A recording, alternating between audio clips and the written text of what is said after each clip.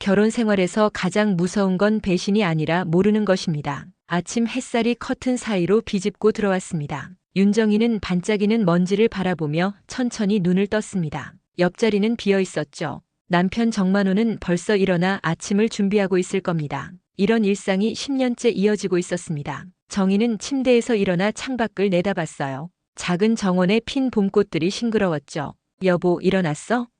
정만호의 목소리가 부엌에서 들려왔습니다. 정희는 미소를 지으며 부엌으로 향했습니다. 남편은 앞치마를 두르고 아침 식사를 준비하고 있었어요. 토스트 냄새가 집안을 가득 채웠죠. 잘 잤어요? 정희가 물었습니다. 정만호는 미소 지으며 고개를 끄덕였어요. 잘 잤어. 오늘도 좋은 하루가 되겠네. 아침 식사를 마친 후 정희는 평소처럼 집 청소를 했습니다. 이웃들과 인사를 나누고 마트에 장을 보러 갔죠. 돌아오는 길에 옆집 여자 오혜란을 만났어요. 혜란은 항상 그랬듯이 조용하게 고개를 숙여 인사했습니다. 안녕하세요, 오씨. 정희가 먼저 인사했죠. 네, 안녕하세요. 혜란은 짧게 대답했어요. 그녀의 표정은 늘 그랬듯 무덤덤했습니다. 정희는 혜란이 자신과 같은 아파트 단지에 산 지 꽤 오래됐다고 생각했습니다. 하지만 대화를 나눈 적은 거의 없었죠. 혜란은 항상 혼자였고 말이 적었습니다. 가끔 그녀가 누군가와 통화하며 웃는 모습을 본 적이 있지만 그것뿐이었어요. 저녁이 되자 정만호는 늘 그랬듯 산책을 나갔습니다. 1시간 정도 다녀올게. 그는 검은색 가방을 들고 문을 나섰어요. 정희는 창문으로 남편이 아파트 단지를 빠져나가는 모습을 지켜봤습니다. 매일 저녁 1시간씩 비가 오나 눈이 오나 정만호는 산책을 빼먹지 않았죠. 건강을 위해서라고 했어요. 정희는 그런 남편이 자랑스러웠습니다. 의사도 운동을 권장했으니까요. 정희는 소파에 앉아 TV를 켰습니다. 뉴스에서는 이웃 간 분쟁으로 비극적인 사건이 발생했다는 소식이 들려왔어요. 그녀는 채널을 돌렸습니다. 자신의 평화로운 삶에 감사함을 느꼈죠. 이혼 후 다시 만난 정만호는 그녀에게 안정감을 주었습니다. 전 남편과 달리 외도 한 번 없이 성실했고 늘 따뜻했죠. 다툼이라고는 거의 없었습니다. 정희는 때로 이런 평화가 꿈 같다고 느꼈어요. 동네 마트 주인 김말수는 정희를 볼 때마다 반갑게 인사했습니다. 윤씨네는 정말 부러워. 남편분이 얼마나 자상한지. 우리 영감은 소파에서 꼼짝도 안 하는데. 정희는 웃으며 고개를 끄덕였습니다. 하지만 마음 한구석에서는 이런 칭찬이 불편하기도 했어요. 완벽한 것은 세상에 없다고 생각했기 때문입니다. 밤이 되어 남편이 산책에서 돌아왔습니다. 그는 항상 그랬듯 미소를 지으며 정희의 어깨를 감쌌어요. 오늘도 좋은 하루였어. 정희는 남편의 팔에 기대 미소 지었습니다. 이 평화로운 일상이 영원히 이어질 것만 같았죠. 그때는 몰랐습니다. 이 모든 것이 위선으로 가득 찬 일상이라는 걸요. 봄비가 내리던 어느 날 정희는 김말순의 가게에 우산을 두고 와서 다시 찾으러 갔습니다. 가게 안으로 들어서는데 말순과 다른 아주머니가 대화를 나누고 있었어요. 그 집은 아직도 같이 지내? 참 이상하다니까. 낯선 아주머니의 목소리였습니다. 쉿, 누가 들을라. 말순이 황급히 말을 막았어요. 정희가 다가가자 두 사람은 서둘러 화제를 바꿨습니다. 아, 윤씨, 우산 찾으러 왔구나. 정희는 묘한 기분이 들었지만 별 생각 없이 우산을 받아 돌아왔어요. 하지만 그 말이 자꾸 머릿속을 맴돌았습니다. 그 집이 대체 어디일까? 왜 같이 지낸다는 표현을 썼을까? 그날 저녁 정만호는 또 산책을 나갔습니다. 비가 그치기는 했지만 바닥이 젖어 있었죠. 정희는 우연히 남편의 검은 가방을 발견했어요. 평소와 달리 두고 간 것 같았습니다. 잠시 망설이다 정희는 가방을 열어봤어요.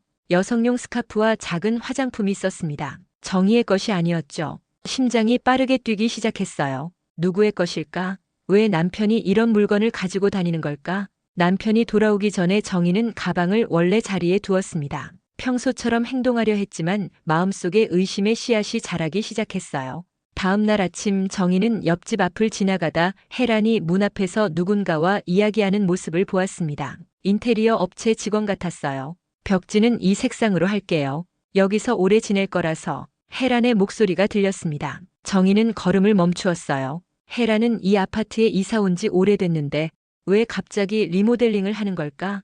오래 지낼 거라서라는 말도 의아했습니다. 집으로 돌아온 정희는 창문에서 혜란의 집을 바라보았어요. 문득 말순의 가게에서 들은 그 집은 아직도 같이 지내? 라는 말이 떠올랐습니다. 혹시 그 집이 혜란의 집이었을까? 저녁이 되어 정만호가 또 산책을 나갔습니다. 정희는 충동적인 결정을 내렸어요. 남편을 따라가 보기로 한 겁니다. 그녀는 재빨리 코트를 걸치고 나갔죠. 멀리서 남편을 따라갔습니다. 정만호는 공원 쪽으로 향하는 듯 했어요. 그런데 갑자기 방향을 틀어 아파트 단지로 돌아왔습니다. 정희는 놀라서 나무 뒤에 숨었어요. 정만호는 주변을 살펴본 후 혜란의 집 앞에 멈춰 섰습니다. 그리고 문을 노크했어요.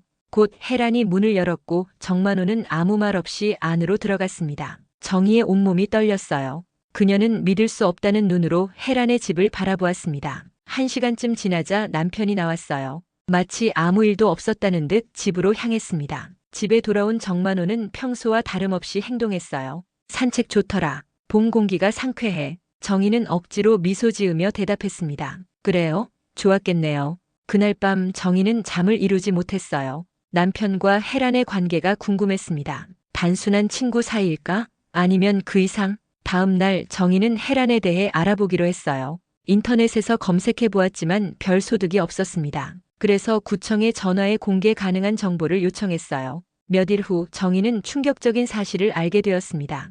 혜란은 이혼한 적이 없었어요. 그리고 주민등록상 여전히 혼인관계가 존재했습니다. 그 상대가 누구인지는 명확하지 않았지만 정희의 가슴은 불길한 예감으로 가득 찼어요. 정희는 서랍 깊숙이 숨겨두었던 결혼증명서를 꺼내보았습니다. 10년 전 정만호와 행복하게 웃고 있는 사진이 첨부되어 있었죠. 그때는 모든 것이 진실로 보였어요. 하지만 지금은 이 종이 한 장조차 의심스러웠습니다. 더 깊이 파고들기로 했어요. 정희는 국민건강보험공단 홈페이지에 접속했습니다. 피부양자 정보를 확인하려고 했죠. 그런데 놀랍게도 정만호는 피부양자로 등록되어 있지 않았어요. 직장 가입자도 아니었습니다. 다른 주소로 별도 가입되어 있다는 메시지만 나왔어요. 이상했습니다. 정만호는 퇴직 후 자영업을 준비 중이라 건강보험을 정희의 것으로 합쳐두겠다고 했었거든요. 전화를 걸어 문의했습니다. 남편이 다른 주소로 가입되어 있다고 하는데 혹시 부부관계가 확인되나요? 고객님 성함이 어떻게 되세요? 상담원이 물었어요. 윤정희입니다. 잠시 키보드 소리가 들렸습니다. 윤정혜님, 시스템상 정만호님과의 혼인관계가 확인되지 않네요. 정만호님은 다른 분과 사실혼 등록이 되어 있습니다. 정희의 손에서 전화기가 미끄러질 뻔했어요. 사실혼이요? 누구와요? 개인정보라 알려드릴 수 없습니다. 자세한 내용은 가까운 지사를 방문해 주세요. 전화를 끊은 정희는 한동안 멍하니 앉아 있었습니다. 사실혼이라니, 이게 무슨 뜻일까요? 정만호와 자신은 합법적으로 결혼했는데 어떻게 그가 다른 사람과 사실혼 관계가 될 수 있는 걸까요?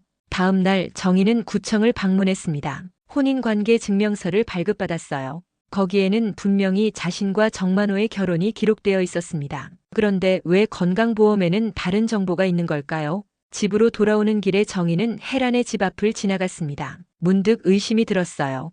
혹시 정만호와 사실혼 관계인 사람이 혜란일까?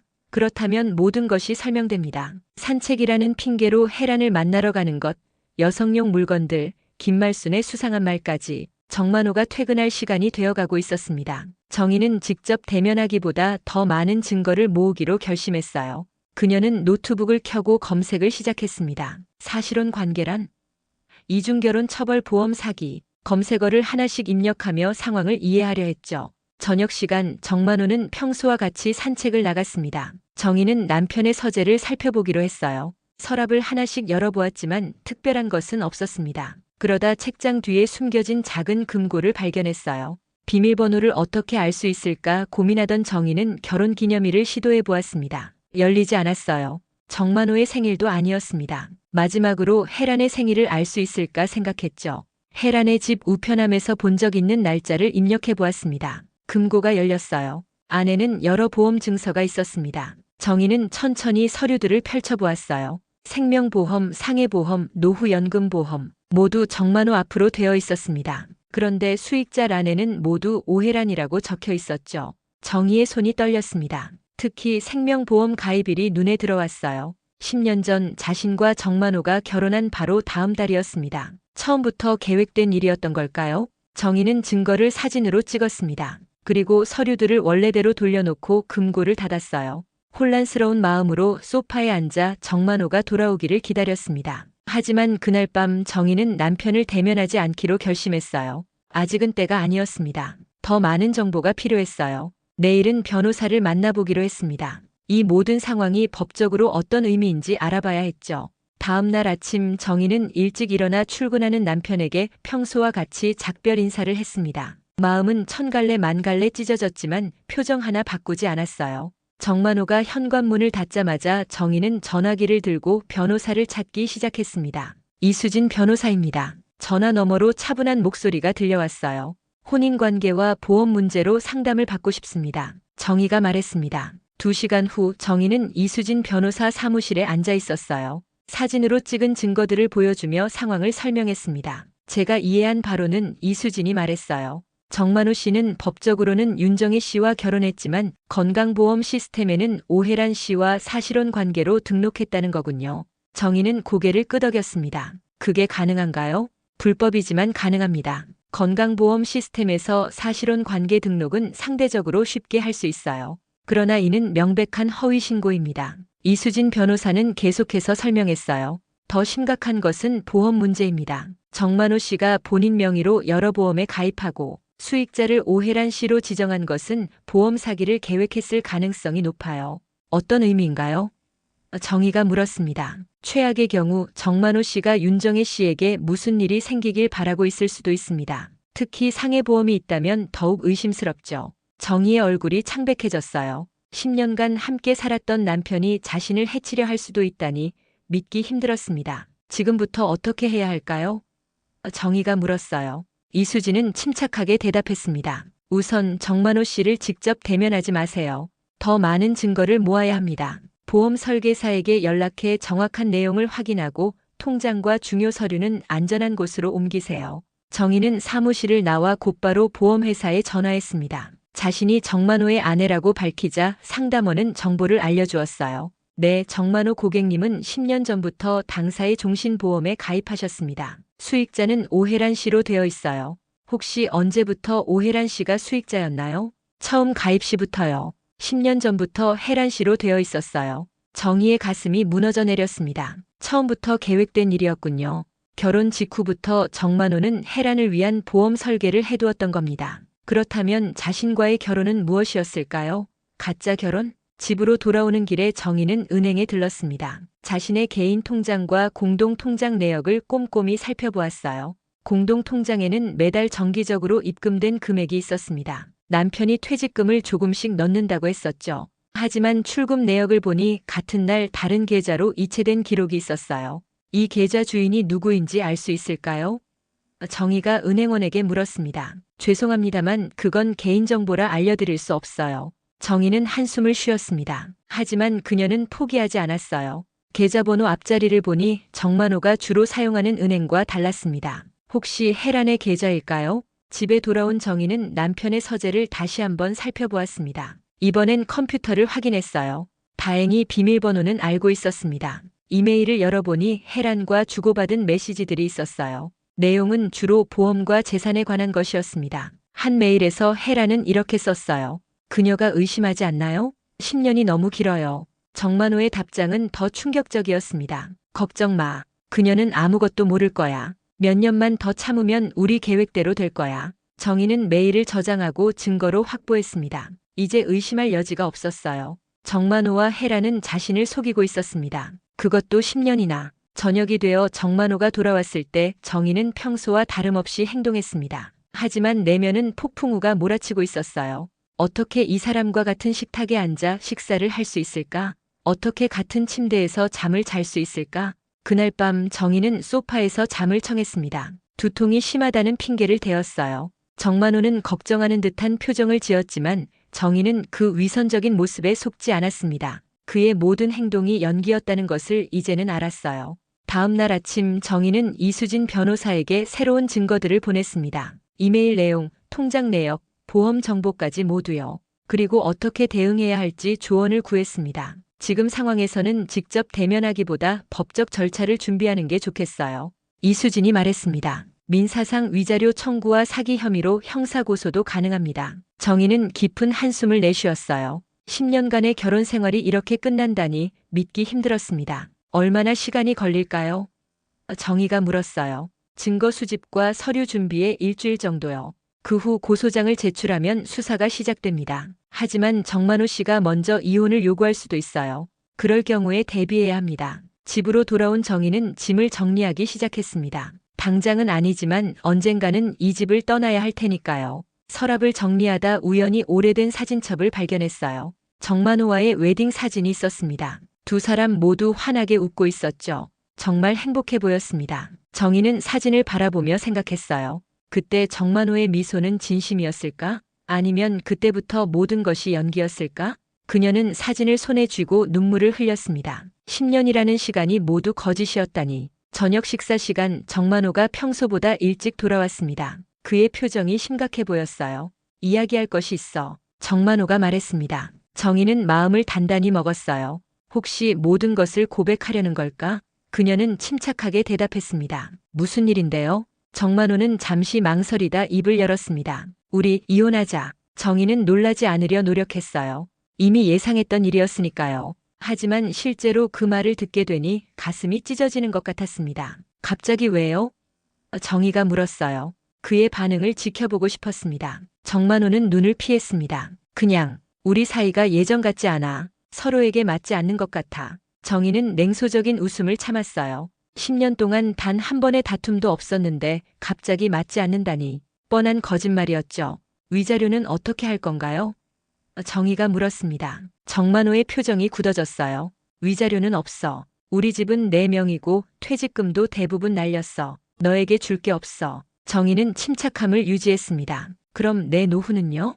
당신과 함께할 미래를 믿고 10년을 살았는데 미안하지만 각자의 길을 가야 할 때가 됐어. 정만호의 말은 냉정했습니다. 일주일 안에 짐을 정리해서 나가주면 좋겠어. 정희는 고개를 끄덕였어요. 더 이상 논쟁하고 싶지 않았습니다. 정만호가 이렇게 쉽게 자신을 버리는 모습을 보니 모든 것이 확실해졌죠. 10년간의 결혼은 그에게 단지 계획의 일부였을 뿐입니다. 정만호가 방으로 들어간 후 정희는 이수진 변호사에게 전화했어요. 상황을 설명하고 어떻게 해야 할지 물었습니다. 예상대로네요. 이수진이 말했어요. 하지만 걱정 마세요. 그의 요구대로 움직이지 마세요. 법적으로는 재산분할권이 있습니다. 내일 바로 법원에 임시처분 신청을 할게요. 다음 날 정희는 출근한 남편 몰래 집 안 곳곳을 다시 살펴보았습니다. 특히 최근에 발견한 금고를 중점적으로 조사했어요. 그 안에 새로운 서류가 있었습니다. 바로 1년 전 정희 앞으로 만든 노후연금 통장 해지 신청서였죠.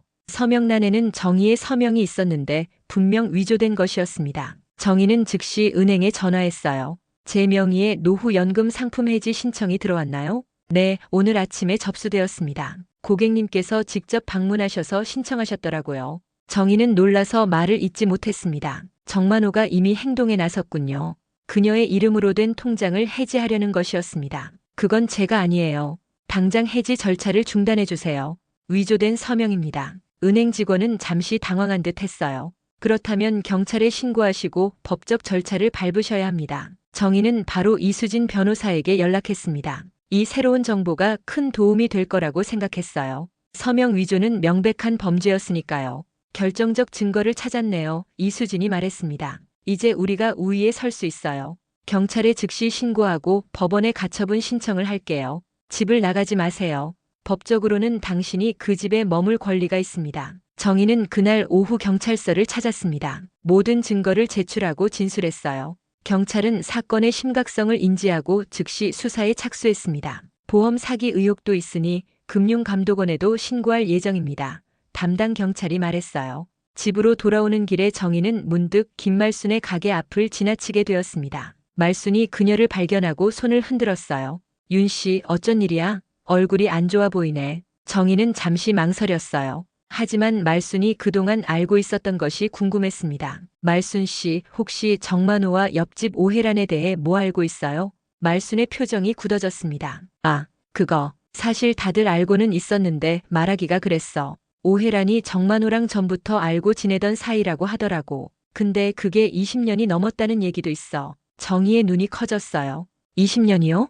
응, 정만호가 공무원이었을 때부터래. 같이 살다가 따로 살다가 그랬다던데. 자세한 건 나도 몰라. 모든 퍼즐이 맞춰지는 기분이었습니다. 정만호와 혜라는 오랜 연인 사이였고 자신과의 결혼은 단지 그들의 계획 중 하나였던 거죠. 집에 돌아온 정희는 마음을 단단히 먹었습니다. 이제 더 이상 피해자로 남아있지 않을 거예요.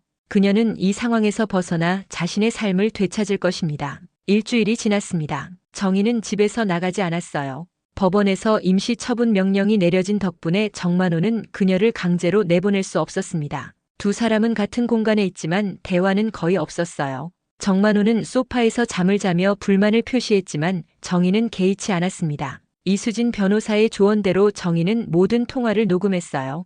그리고 집안에 작은 녹음기도 설치했습니다. 만약 정만호가 혜란과 통화하거나 직접 만난다면 그 내용을 증거로 확보하기 위해서였죠. 그날 저녁 정만호가 현관을 나서려 할 때 정희가 물었습니다. 또 산책인가요? 정만호는 잠시 망설이다 대답했어요. 그래, 머리도 식힐 겸. 혜란 시내 가나요? 정희의 직설적인 질문에 정만호는 걸음을 멈췄습니다. 무슨 소리야?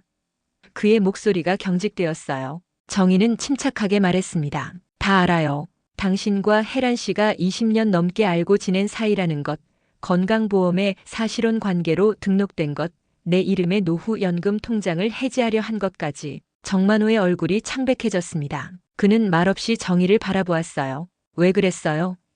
정희가 물었습니다. 10년 동안 날 속이면서 어떤 기분이었나요? 정만호는 한숨을 내쉬었어요. 이해하긴 힘들 거야. 혜란과 나는 특별한 사이야. 하지만 여러 사정으로 함께 살 수 없었어. 그래서 날 이용한 거군요.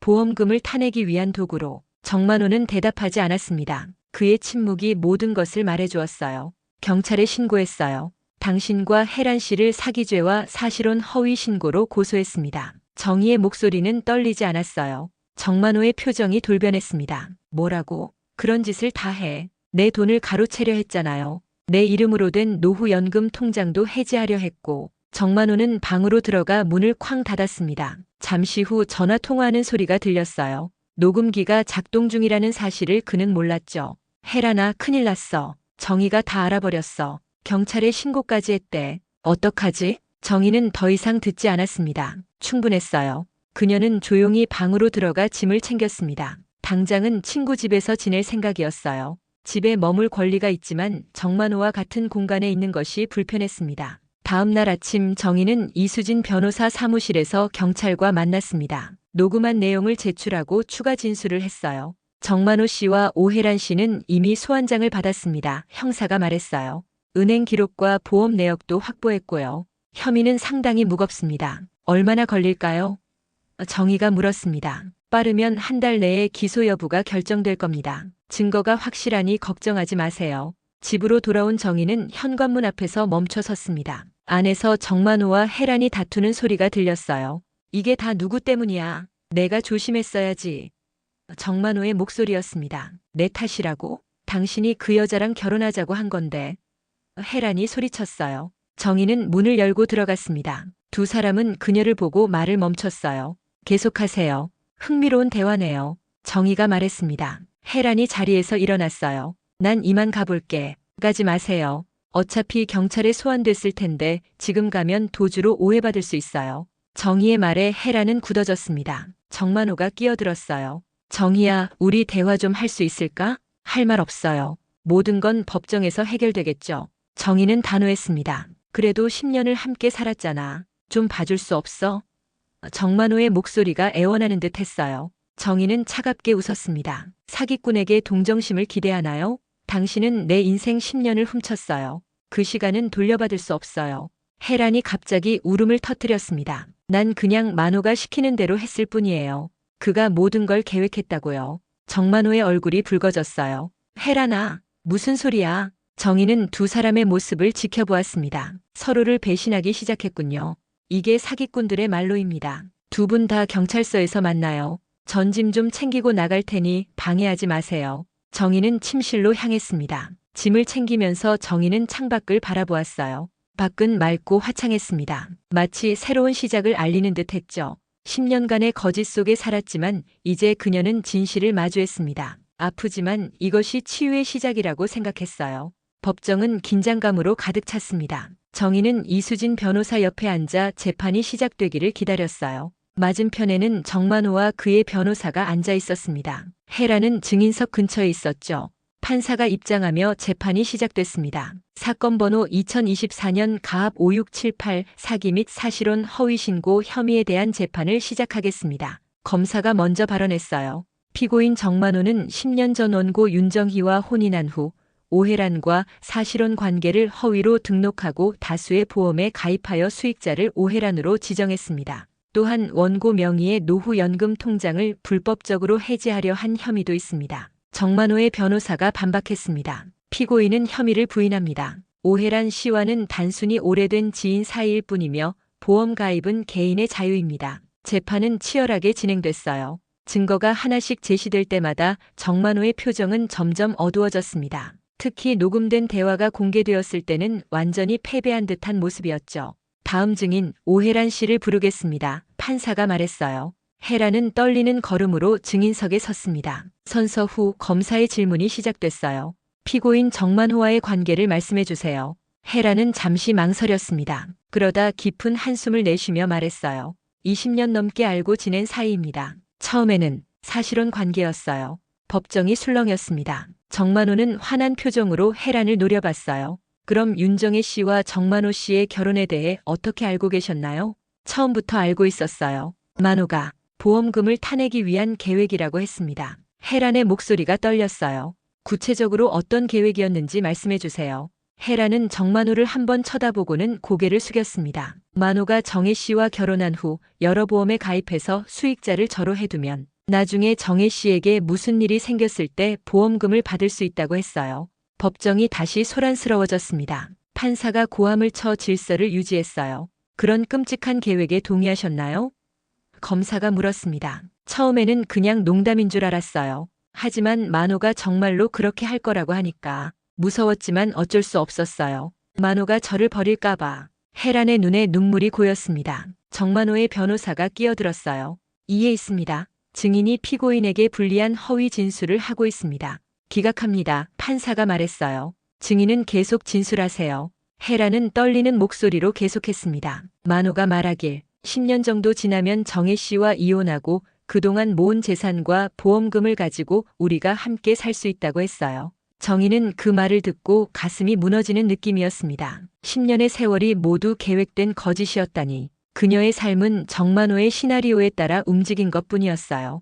증언이 계속되며 정만호와 해란의 관계, 보험 가입 과정, 그리고 서명 위조에 대한 증거가 하나씩 공개됐습니다. 마침내 정희도 증인석에 섰어요. 윤정혜 씨, 피고인과의 결혼 생활은 어땠습니까?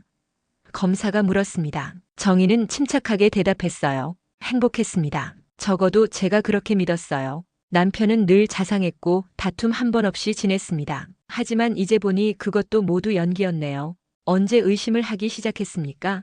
동네 주민이 무심코 한 말 때문이었어요. 그 집은 아직도 같이 지내냐는 말이었죠.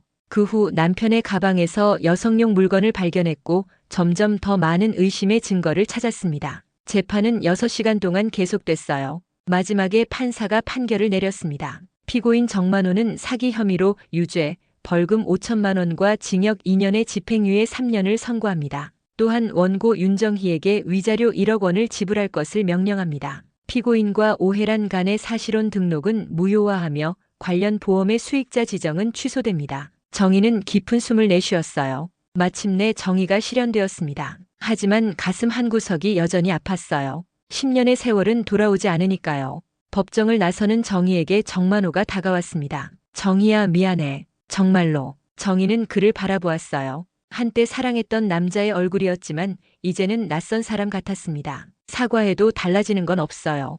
당신은 내 인생 10년을 훔쳤어요. 그 시간은 영원히 돌아오지 않아요. 그래도 우리 사이에 좋은 시간도 있었잖아. 정만호가 말했습니다. 정희는 고개를 저었어요. 그 좋은 시간조차 당신에겐 연기였을 뿐이잖아요. 이제 그만해요. 다시는 만나고 싶지 않아요. 정희는 돌아서서 법원을 나섰습니다. 밖은 이미 어두워져 있었어요. 하지만 그녀의 마음은 오히려 밝아지는 것 같았습니다. 이제 모든 거짓에서 벗어나 새로운 삶을 시작할 수 있으니까요. 앞으로 어떻게 할 계획이세요? 이수진 변호사가 물었습니다. 정희는 하늘을 올려다보며 미소 지었어요. 아직 모르겠어요. 하지만 이제는 진실 속에서 살 거예요. 그게 중요하죠. 봄이 지나고 여름이 왔습니다. 정희는 아파트를 팔고 작은 시골 마을로 이사했어요. 경기도 여주의 한적한 곳이었습니다. 법원에서 받은 위자료와 재산 분할금으로 조그만 집을 마련했죠. 과거의 생활과는 많이 달랐지만 정희는 오히려 편안함을 느꼈어요. 윤 선생님, 오늘도 일찍 오셨네요. 마을 보건소 소장이 정희를 반갑게 맞이했습니다. 정희는 미소 지으며 간호사 유니폼을 입었어요.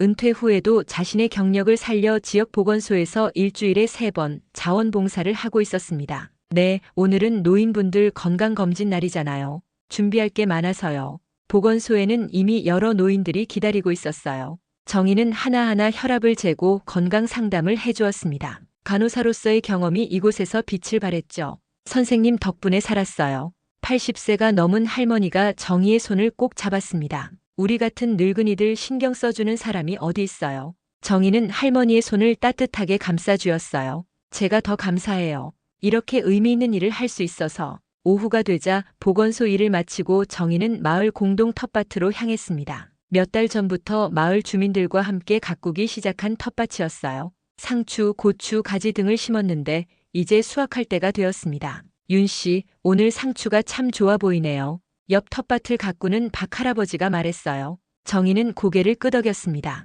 네, 정말 싱싱하네요. 할아버지 저녁 반찬으로 좀 가져가세요. 고마워. 자네는 정말 착한 사람이야. 박 할아버지가 웃으며 말했습니다. 텃밭 일을 마치고 집으로 돌아오는 길 정희는 우체통에서 편지 한 통을 발견했어요. 발신인은 이수진 변호사였습니다. 집에 들어와 편지를 열어보았어요. 정희님께 정만호 씨의 보험금 문제가 모두 해결되었습니다. 생명보험 수익자가 다시 정혜님으로 변경되었고 노후연금도 안전하게 보호되고 있습니다. 혹시 필요한 것이 있으시면 언제든지 연락주세요. 새로운 생활은 어떠신가요? 이수진 드림. 정희는 편지를 접어 서랍에 넣었습니다. 과거의 일은 이제 모두 정리되었어요. 물론 상처는 남아있지만 그것도 시간이 지나면 아물 테죠. 저녁을 준비하다 전화벨이 울렸습니다. 서울에 사는 오랜 친구였어요. 정희야, 잘 지내고 있어? 새로운 생활은 어때? 친구의 목소리가 반가웠습니다. 정희는 미소 지으며 대답했어요. 응, 생각보다 좋아. 처음에는 적응하기 힘들었지만 지금은 이 조용한 생활이 오히려 편해. 정만호 소식은 들었어? 그 사람 회사 차리려다 사기당했다던데. 정희는 잠시 생각에 잠겼습니다. 아니, 몰랐어. 그리고 솔직히 알고 싶지도 않아. 그건 이제 내 삶이 아니니까. 전화를 끊고 정희는 창밖을 바라보았어요. 석양이 마을을 붉게 물들이고 있었습니다. 10년 전 정만호를 처음 만났을 때도 이런 석양이 있었죠. 그때는 그가 자신의 삶을 밝혀줄 사람이라고 생각했습니다. 하지만 실상은 달랐어요. 그는 그림자였고 정희의 빛을 훔쳐갔습니다. 다음 날 아침 정희는 일찍 일어나 마을 산책로를 걸었습니다. 새벽 공기가 상쾌했어요. 예전에는 정만호가 매일 산책한다고 했지만 그것도 거짓이었죠.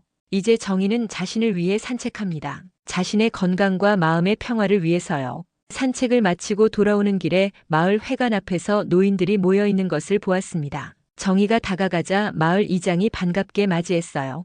윤 선생님 잘 오셨어요. 마침 이야기 중이었는데 우리 마을 문화센터를 다시 열려고 해요. 혹시 노인 건강 프로그램 같은 걸 맡아주실 수 있을까요? 정희는 잠시 생각했습니다. 자신의 경험을 나눌 수 있는 좋은 기회였어요. 좋아요. 제가 할 수 있는 일이라면 기꺼이 돕겠습니다. 이장은 기뻐하며 다른 마을 주민들에게 소개했어요. 다들 아시죠?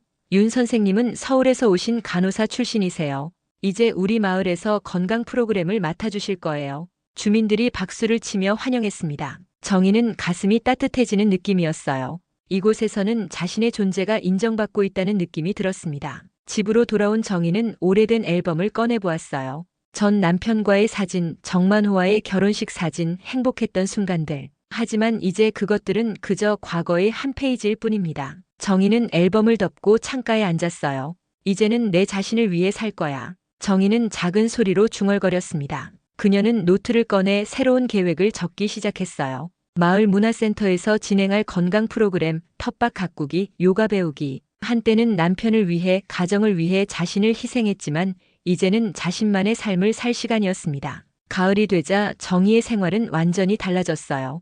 일주일에 3번은 보건소에서 봉사하고 이틀은 문화센터에서 노인 건강교실을 열었습니다. 남은 시간에는 텃밭을 가꾸거나 새로 배우기 시작한 수채화를 그렸어요. 바쁘지만 충만한 나날이었습니다. 그날도 정희는 문화센터에서 노인 건강교실을 마치고 돌아오는 길이었어요. 마을 버스 정류장에서 이상한 광경을 목격했습니다. 한 중년 여성이 버스에서 내리다 쓰러진 것이었어요. 정희는 즉시 달려갔습니다. 괜찮으세요? 여성의 맥박과 호흡을 확인하며 물었습니다. 여성은 겨우 눈을 떴어요. 죄송해요. 갑자기 어지러워서. 정희는 재빨리 주변 사람들에게 도움을 요청했습니다. 마을 이장이 차를 가져와 여성을 가까운 병원으로 데려갔어요. 정희도 함께 갔죠. 병원에서 여성은 단순 빈혈로 진단받았습니다. 안정을 취하면 괜찮을 거라고 했어요. 정희는 여성 곁에서 간호사 경험을 살려도왔습니다. 정말 감사합니다. 제가 혼자 여행 중이었거든요.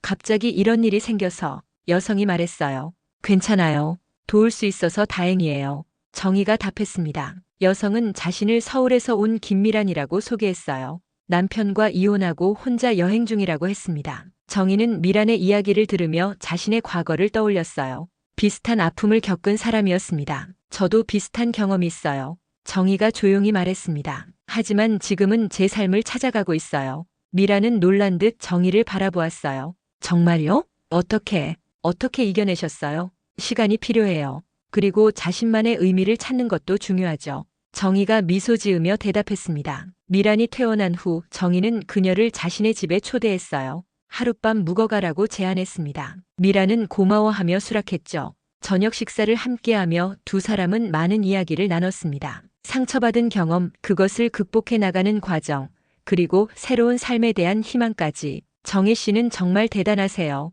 미란이 말했어요. 남편의 배신에도 불구하고 이렇게 당당하게 살아가시다니. 정희는 미소 지었습니다. 처음부터 쉽지는 않았어요. 하지만 깨달았죠. 내가 피해자이긴 하지만 영원히 피해자로 남을 필요는 없다는 걸요. 어떻게 그런 생각을 하게 되셨어요? 정희는 잠시 생각에 잠겼습니다. 복수를 꿈꾼 적도 있어요. 하지만 그건 내 삶을 또 다른 방식으로 낭비하는 거였죠. 그래서 존엄한 퇴장을 선택했어요. 과거는 과거로 두고 새로운 삶을 시작하는 거예요. 미란의 눈에 눈물이 고였어요. 저도 그렇게 할 수 있을까요? 물론이죠. 시간이 걸리겠지만 분명히 가능해요. 다음 날 미란은 여행을 계속하기 위해 떠났습니다. 정희와 약속했어요. 다음에 서울에 가면 꼭 연락하겠다고. 정희는 미란을 배웅하고 텃밭으로 향했습니다. 가을 햇살이 따뜻했어요. 정희는 땅을 파고 씨앗을 심었습니다. 봄에 싹을 틔울 새로운 생명이었죠. 작업을 마치고 일어서서 마을을 바라보았어요.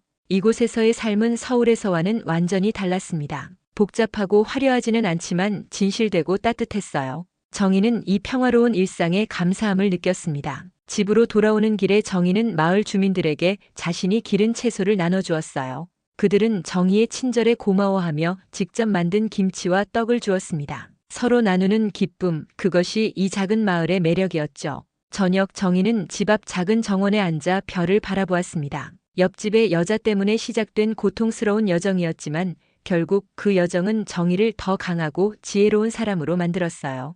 인생은 때로 예상치 못한 방향으로 흘러갑니다. 하지만 중요한 것은 그 흐름 속에서도 자신의 가치를 잃지 않는 것이죠. 이젠 저 자신을 위해 살 거예요. 정희는 별을 향해 속삭였습니다. 그 말은 더 이상 다짐이 아니라 현실이 되어 있었어요. 정희의 새로운 인생은 이미 시작되었고 앞으로 더 많은 행복과 의미로 채워질 것입니다. 이야기를 읽어주셔서 감사합니다. 누구나 인생에서 배신을 경험할 수 있지만 정희처럼 그 아픔을 딛고 새로운 삶을 찾을 용기가 있다면 더 강하고 진실된 행복을 찾을 수 있을 것입니다. 여러분의 인생에도 언제나 희망의 별빛이 함께하길 바랍니다.